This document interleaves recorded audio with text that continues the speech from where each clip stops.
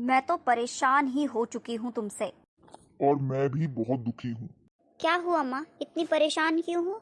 तुम्हारे पापा मेरी बातों पर ध्यान देते ही नहीं हैं, कुछ भी ठीक से नहीं करते हैं, ना सुनते हैं। तुम तो मुझे समझती हो ना, तुम्हें तो दिखता है ना कि मैं कितनी परेशान हूँ और कितना कुछ सहती हूँ। अब तुम ही मेरा सहारा हो बेटी। मैं कैसे मदद करूँ माँ आपकी? तुम समझाओ अपने पापा को। माँ तुम आज भी परेशान हो।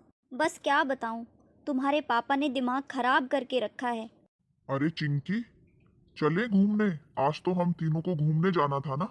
हम कहीं नहीं जा रहे और चिंकी भी कहीं नहीं जाएगी, वो मेरे साथ ही रहेगी। आपने देखा, इसे हम ट्रायंगुलेशन कहते हैं। जब माता पिता अपने झगड़े खुद नहीं सुलझा पाते तो वो बच्चों को उसमें शामिल करते हैं। चिंकी की माँ बार बार उसके पिता की कंप्लेन चिंकी से करती है और उसमें सहारा ढूंढती है।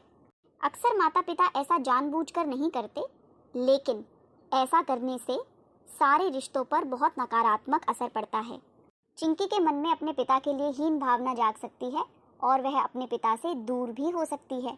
चिंकी के माता पिता के बीच और दूरियां बढ़ सकती हैं क्योंकि वह अपनी समस्या का हल एक दूसरे से बात करके नहीं निकाल पा रहे हैं।